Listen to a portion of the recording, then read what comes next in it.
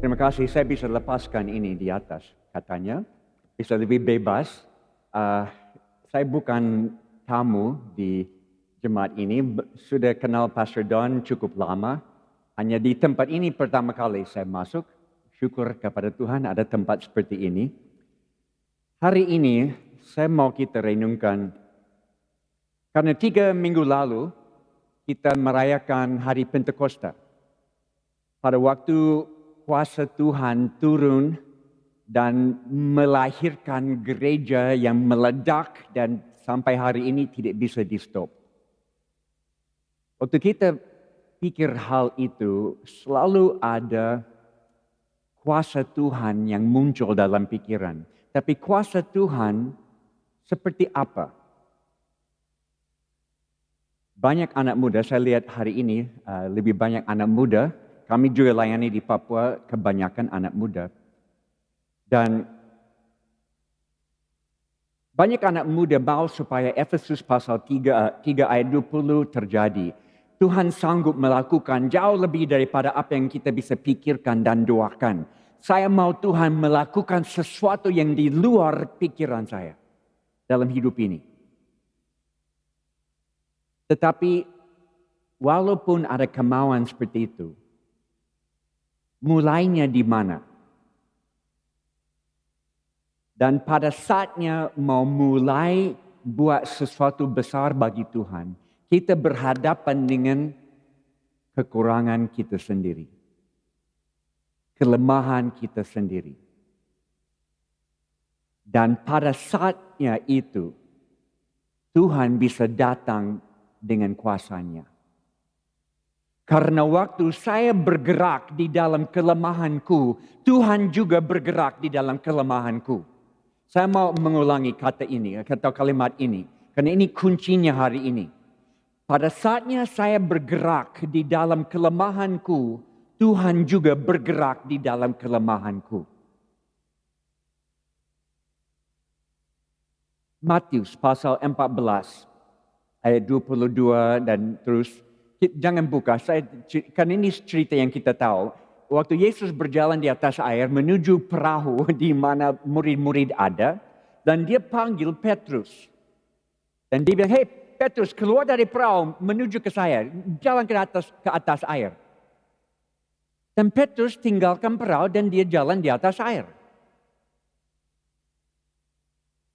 Sampai dia mulai dengar suara dari ombak-ombak, angin, dan melihat air, baru dia mulai tenggelam. Saya mau tanya, sebelum kita teruskan, dalam hidupmu saudara, perahu merupakan apa? Apa perahu di dalam hidupmu?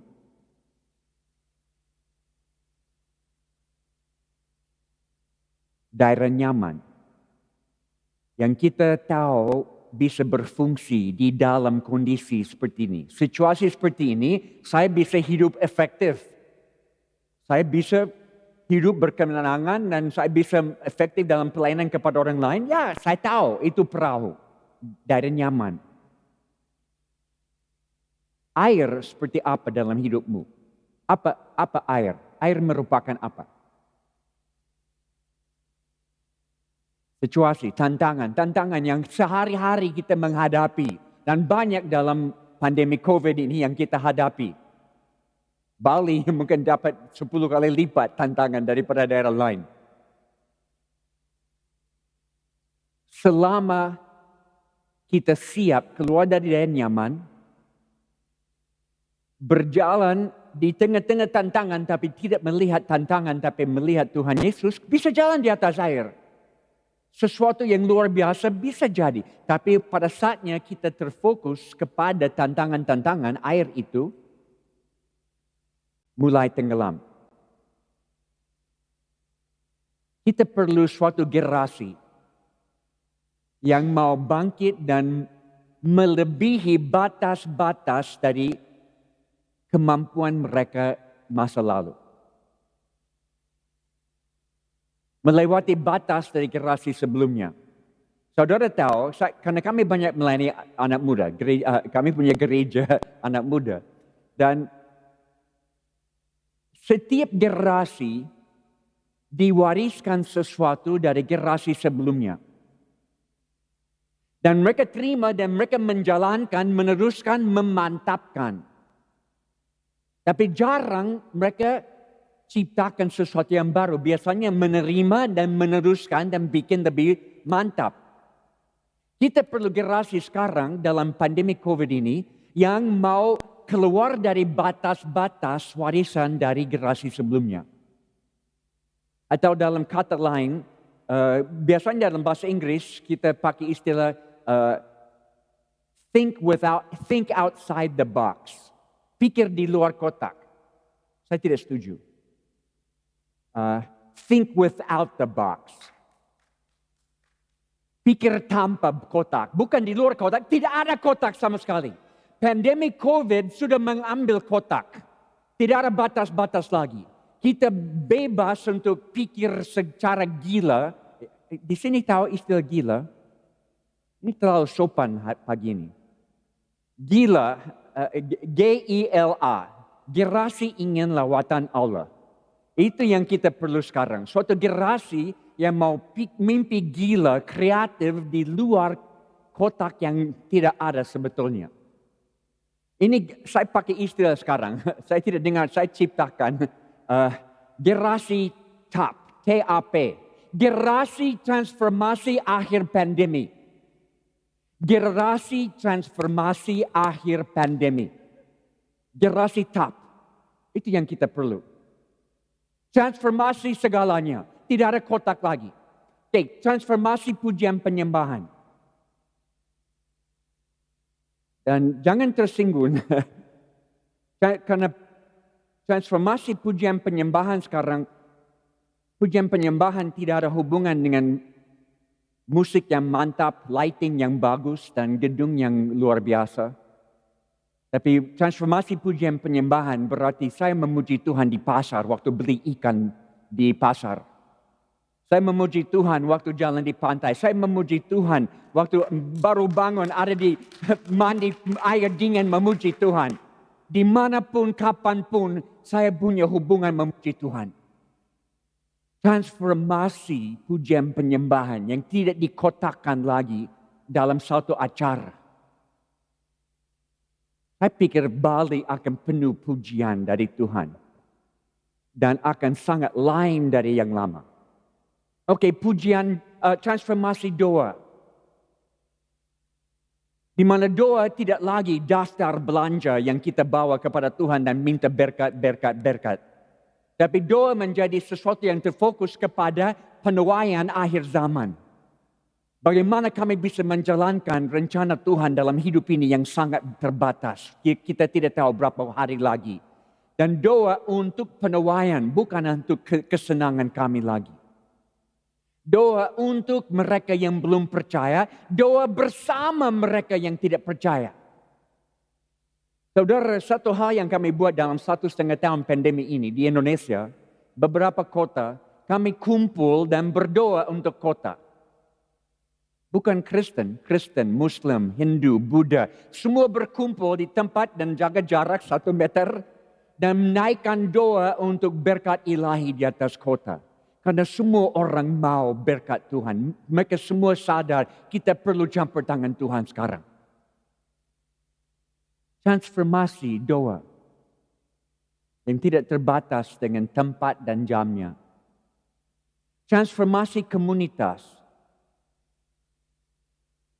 Bukan gereja rumah lagi. Banyak di OGM COVID tidak ganggu kami karena kami jangan gereja rumah. Tidak. Ini melebihi istilah dan pikiran gereja rumah. Di mana gereja sekarang menjadi komunitas. Di mana saya sangat cari dan dapat pemulihan hidup. Bersama dengan beberapa orang lain yang ada dalam satu perahu dayung sama-sama dengan saya. Di Papua kami pakai istilah itu. Gereja adalah satu perahu. Kami ada di satu perahu dayung sama-sama.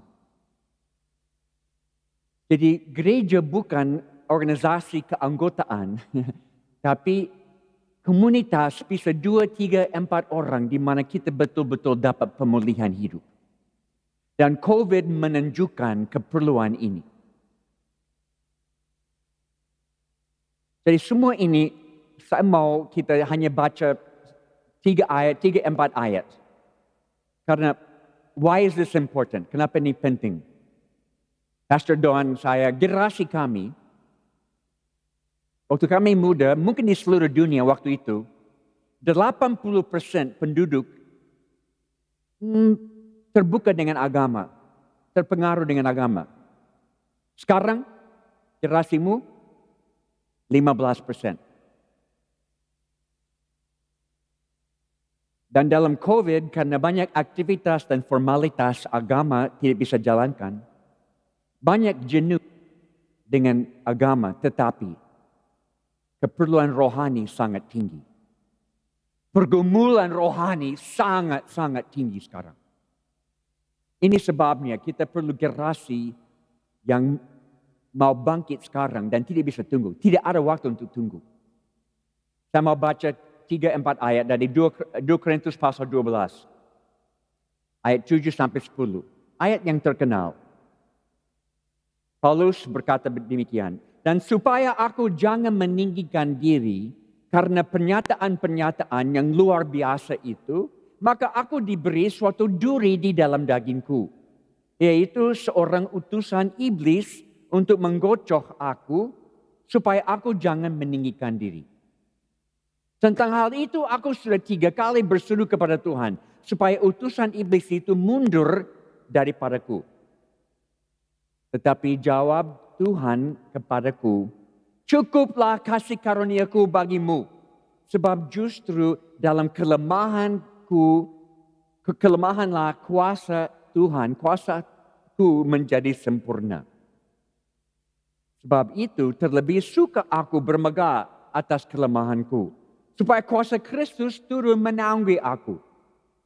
Karena itu aku akan senang dan rela di dalam kelemahan, di dalam siksaan, di dalam kesukaran, di dalam penganiayaan, di dalam kesesakan, di dalam pandemi COVID. Terima kasih Tuhan karena Kristus. Sebab jika aku lemah, maka aku kuat. Terima kasih atas COVID. Kita akan lihat hal ini. Tapi ayat-ayat ini ditulis Paulus. Sebetulnya ayat-ayat sebelumnya, ayat 1 sampai 6. Ini seperti lamaran kerja.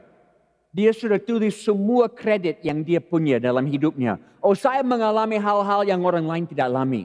Saya melihat hal-hal yang orang lain tidak lihat. Saya punya hubungan dengan Tuhan yang lebih dalam daripada orang lain. Tapi saudara tahu, lebih banyak berkat, lebih banyak cenderung manusia tinggi hati, sombong. Kadang-kadang hidup kita yang kita nikmati, ada pada saatnya kita tidak punya apa-apa. Dalam pandemi COVID ini, banyak keluarga, suami istri hubungan retak, banyak counseling keluarga. Saya tidak tahu dengan counseling suami istri meningkat sekarang. Dan satu pertanyaan saya selalu tanya suami istri yang datang untuk counseling. Dalam pernikahanmu, kapankah waktu paling indah?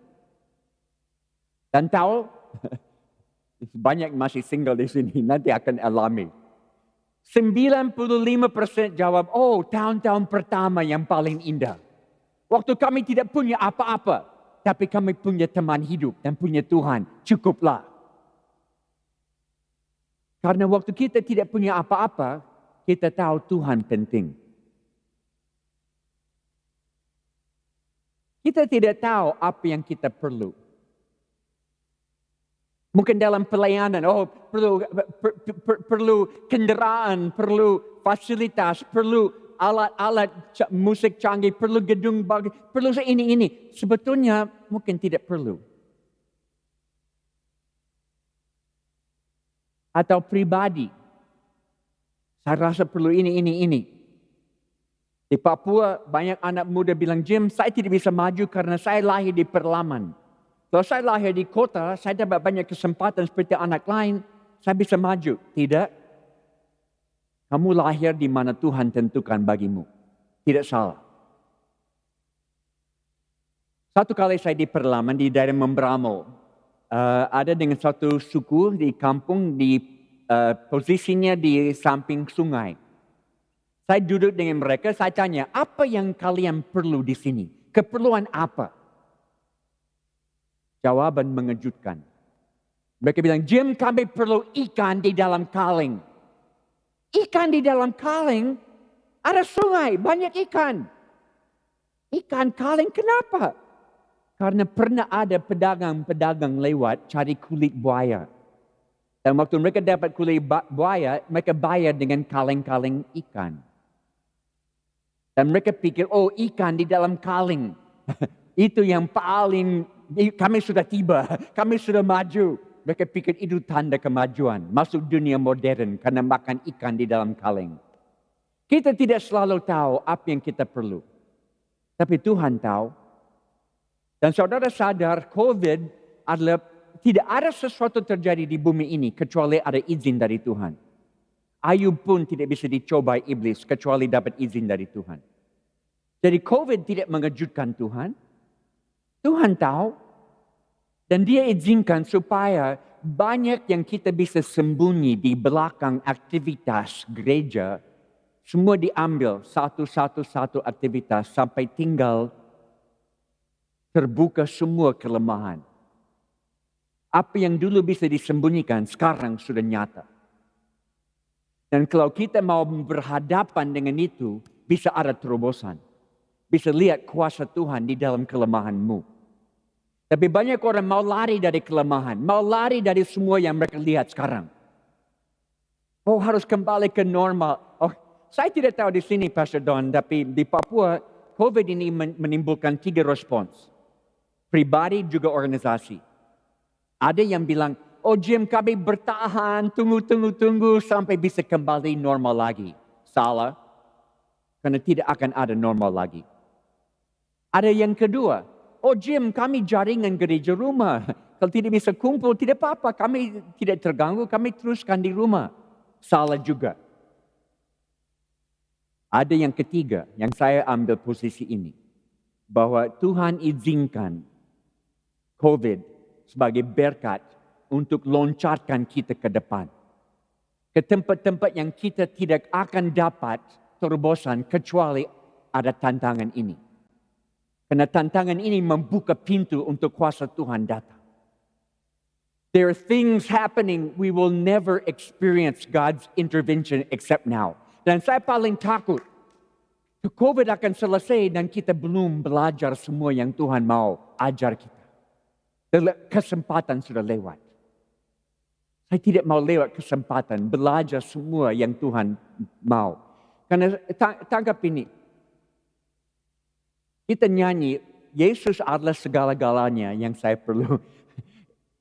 Sebetulnya kita tidak sadar dia segala-galanya sampai semua diambil satu-satu sampai kosong. Dan hanya dia yang kita punya. Baru kita tahu dia segala-galanya. Dan apa saja yang terjadi dalam hidup ini yang buat saya lari kepada Tuhan, itu baik. Apa saja yang terjadi yang buat saya berseru, Tuhan tolong, itu baik dalam hidup saya. Dan saya bukan orang yang ekstremis, mau panik semua karena COVID, tidak. Saya sudah kehilangan beberapa teman paling dekat di Papua mati dari COVID. Saya sudah capek dengan pemakaman dengan protokol COVID. Saya tidak mau buat satu kali lagi. Tapi saya percaya lewat semua Tuhan masih berdaulat. Tuhan masih memerintah. Punya tujuan. Apakah kami ikut tujuan dia? Ada kedua, ayat 9. Kelemahan kita adalah guru yang mengajar kita tentang kasih karunia. Kita dibawa keluar dari nyaman lewat kelemahan yang kita lihat sekarang. Dan baru di situ kita melihat bahwa Tuhan hadir dan bergerak di dalam kelemahan ini. Banyak orang punya profil di Facebook. Saya tidak ada Facebook. Saya takut ada Facebook dan mereka tulis, oh ini Jim Yos, dia begini. Dan saya mulai percaya semua yang mereka tulis. Jangan percaya Facebookmu. Saya lebih mau tulis seperti Paulus, ya kegagalan saya banyak, ini. Saya sudah gagal banyak. Tapi saya bangkit dari kegagalan dan saya belajar dari kegagalan. Anak muda di sini, kalian tidak tahu, ada satu fenomena di Amerika yang terjadi 50 tahun yang lalu. Tanya Pastor Don satu kali tentang hal ini. Di California, di mana saya lahir besar, namanya Jesus People Movement. Gerakan anak muda satu-satunya di Amerika, sampai sekarang belum ada lagi. Tapi saya bertobat waktu itu. Tuhan tangkap hidup saya pada waktu itu. Kami semua rambut panjang gila narkoba. Dan Tuhan tangkap dari pantai, dari jalan, ribuan. Kami ada dalam satu tenda memuji Tuhan di Los Angeles. Dan tidak ada orang dewasa, semua baru. Hanya satu orang dewasa, namanya Chuck Smith, Pastor Chuck Smith. Hanya satu. Dan saudara, saya sudah bertobat dalam 2 minggu. Baru bertobat 2 minggu, saya diangkat pemimpin. Pemimpin. Karena tidak ada dewasa, semua baru. Kami diangkat jadi pemimpin dan langsung jatuh lagi. Dan Chuck Smith punya karunia pembapaan. Dia bapa rohani. Dan dia angkat kami, dia bilang coba lagi, saya percaya kamu bisa. Dan lewat banyak kegagalan kami bangkit dan belajar. Bisa tangkap ini? Sekarang ada generasi di Indonesia yang takut gagal. Di jemaat kami di Papua, 1,000 anak muda. Kami bangkit berdiri, ayo angkat tangan, semua angkat tangan. Dan kami berseru, takut it's okay. Takut it's okay. Gagal it's okay. Don't be afraid to fail. Jangan stop. Dan kelemahan kita sekarang mengajar kita mengenai kasih karunia Tuhan selalu cukup. Jadi saudara, ada 2 prinsip bekerja di sini. Kita bersiap-siap, sungguh-sungguh, seolah-olah semua bergantung pada kami. Dan kita bergerak, seolah-olah semua bergantung kepada Tuhan. Jadi dua-dua, kita buat bagian kita, Tuhan buat bagian dia, dan kita lihat sesuatu terjadi. Perlu kasih karunia untuk keselamatan. Perlu kasih karunia setiap langkah dalam hidup ini sampai hari terakhir bertemu dengan Tuhan Yesus muka dengan muka nanti di surga. Yang berikut ayat 9-10, respons kita terhadap kelemahan adalah kunci yang membuka pintu untuk pertolongan Tuhan datang. Wow, respons kita terhadap kondisi ini, kelemahan yang kita lihat, itu kuncinya. Saudara, ada banyak orang tanya, Jim, apa kuncinya orang bisa terima kelimpahan dari Tuhan? Berkat kelimpahan dari Tuhan. Apa kuncinya? Oh, saya selalu jawab. Dia harus siap terima kerugian dulu, baru siap untuk terima keuntungan. Siap rugi dulu, baru dapat kelimpahan berkat. Saya sudah rugi semua 3 kali dalam hidup saya. Kehilangan semuanya. Kehilangan semua pelayanan, semua nama baik, semua aset diambil orang lain. 3 kali saya kehilangan semua. Dan mulai dari nol. Setiap Januari masuk tahun baru, Tuhan selalu tanya, apakah Jim siap kehilangan semuanya sekali lagi? Dan saya harus jawab, ya Tuhan, saya siap. Karena kasih karunia Tuhan cukup bagi saya. Kuasa Tuhan menanggi siapa? Orang yang super rohani? Tidak.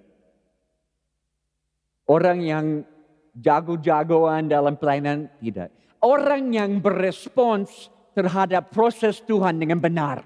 Ya Tuhan, semua yang kau buat dalam hidup saya baik bagi saya. Itu orang yang kuasa Tuhan menaungi dia. Yesus satu kali dia bilang, di Markus 10 ada orang datangi dia dan mau tanya dia sesuatu dan dia mulai dengan istilah, oh guru yang baik. Dan Yesus stop dia, guru yang baik, kenapa panggil saya guru yang baik?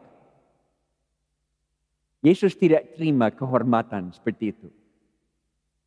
Dan dia bilang, saya hanya buat apa yang saya lihat Bapa saya buat. Saya hanya bicara apa yang saya dengar Bapa saya bicara. Karena Galatia 2 ayat 20, saya sudah mati dan hidup. Sekarang saya hidup di Kristus. Saya sudah mati bersama Kristus, sekarang saya hidup di dalam Dia. Ini kalau saya sudah mati, COVID tidak akan menakutkan.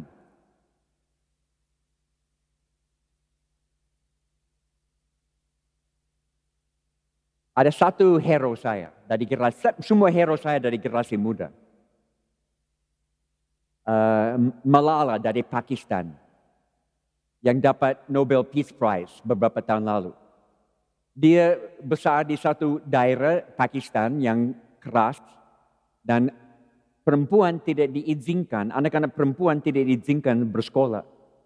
Dan dia promosikan, membela hak perempuan bisa sekolah. Dan satu hari ada orang datangi dia dengan senjata dan tembak dia di muka. Dan dia hidup, tidak mati. Dan ini yang dia katakan. Mereka bisa ambil nyawa saya, tapi mereka tidak bisa ambil impian saya. Mimpi saya. Ini yang saya mau lihat dari generasi muda. Yang tidak takut apapun.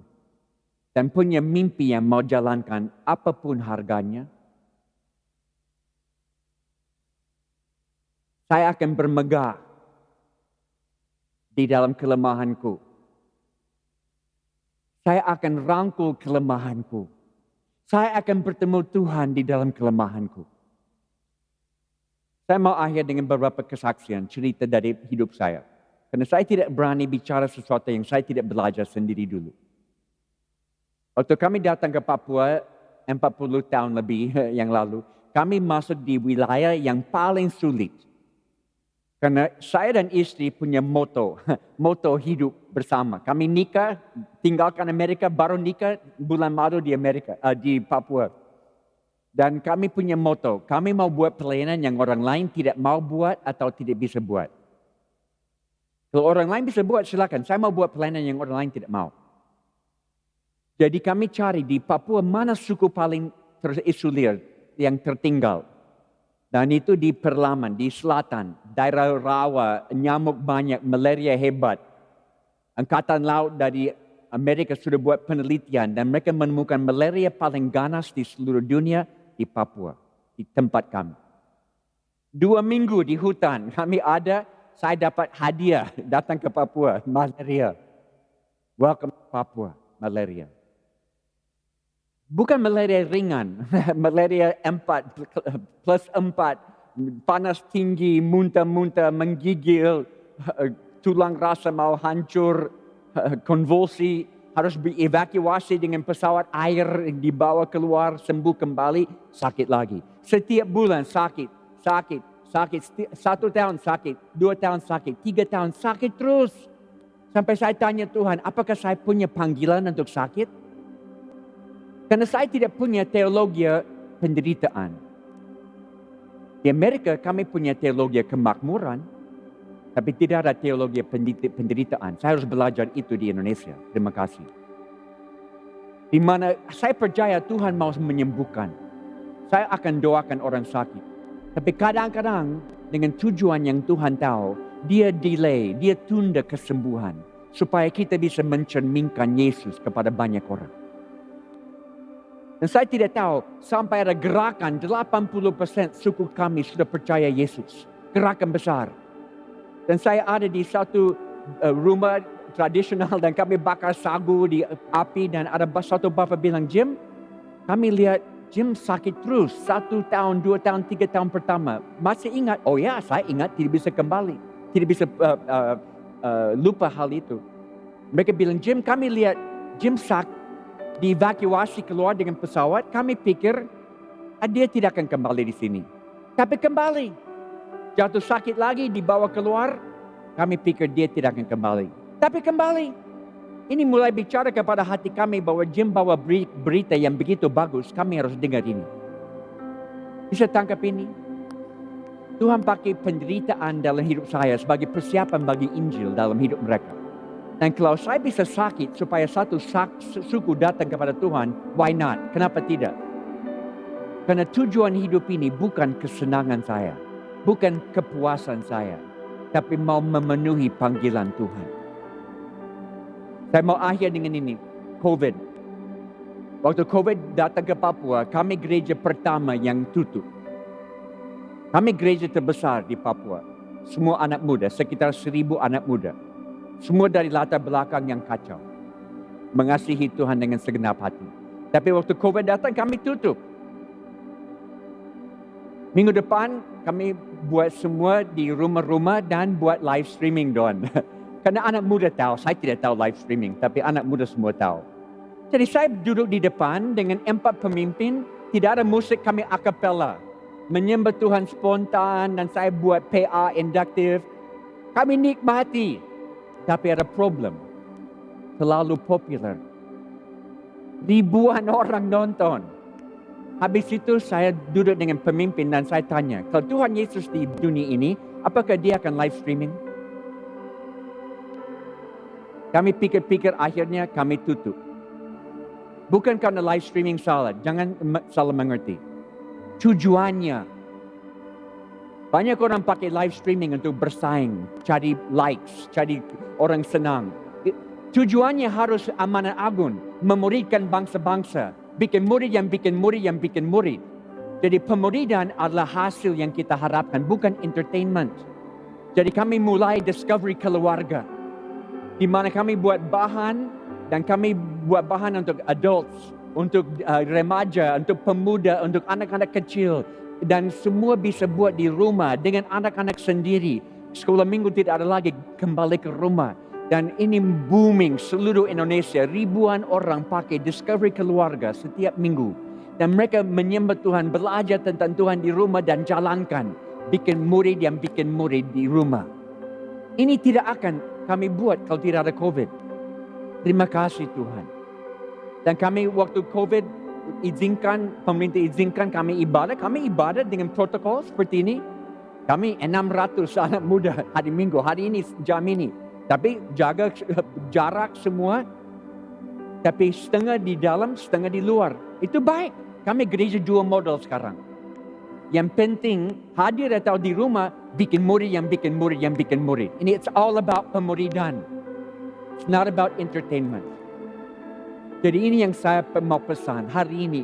Lihat kelemahan yang Tuhan izinkan matamu melihat dalam pribadi, di dalam gereja, dan bersyukur. Terima kasih Tuhan. Kelemahan saya rangkul supaya kuasa-Mu bisa masuk ke dalam. Kasih karunia-Mu cukup bagi saya. Tanpa kasih karunia-Mu, celakalah hidup saya. Mari kita berdoa dan saya akan serahkan kepada Pastor Jessica. Tuhan, terima kasih karena apa yang Kau sudah lahirkan di jemaat ini.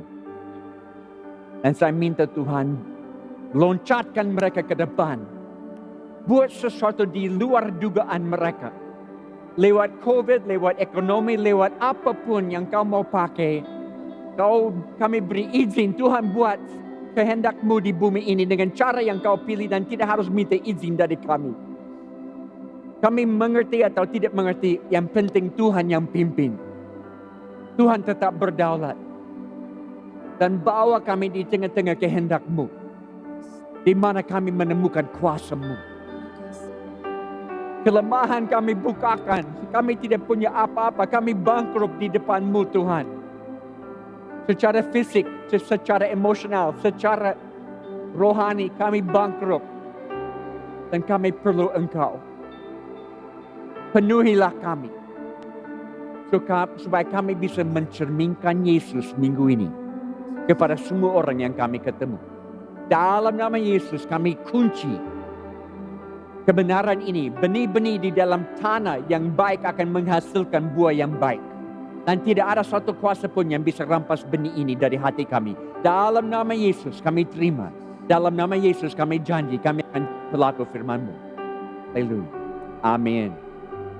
Mari sama-sama kita bangkit berdiri saudara. Terima kasih Pastor Jim Yos atas sharing firman Tuhan yang sungguh memberkati dan menguatkan kita semuanya. Mari sama-sama kita angkat tangan kita di hadapan Tuhan. Yes Lord Jesus. Ini kami ya Tuhan. Pakailah setiap daripada kami menjadi alat-Mu. Di dalam kelemahan kami tahu kuasa-Mu nyata. Dan kami tahu bersama dengan Engkau kami bisa melakukan segala sesuatu yang Tuhan tunjukkan untuk kami lakukan dalam kehidupan kami ya Bapa. Terima kasih ya Tuhan. Terima kasih ya Tuhan. Urapi setiap kami, mampukan kami untuk kami bisa melakukan segala kehendak-Mu dalam kehidupan kami ya Bapa. Hari ini, pagi ini Tuhan, hamba-Mu mau berdoa buat setiap umat-Mu yang ada di sini maupun yang beribadah secara online dari rumah atau dari manapun ya Tuhan. Kami berdoa supaya kuasa Roh Kudus memenuhi setiap kami untuk kami mampu melakukan setiap firman Tuhan yang kami dengar pada hari ini. Dan memampukan kami menjadi pelaku-pelaku firman-Mu, bukan cuma pendengar saja ya Tuhan. Terima kasih ya Bapak. Terima kasih ya Tuhan. Umat Tuhan yang dikasihi Tuhan, terimalah berkat Tuhan. Diberkatilah engkau, keluargamu, sanak saudaramu, semua yang kau kerjakan. Dibuat Tuhan berhasil di dalam nama Yesus. Engkau akan terus naik dan bukan turun, menjadi kepala dan bukan ekor.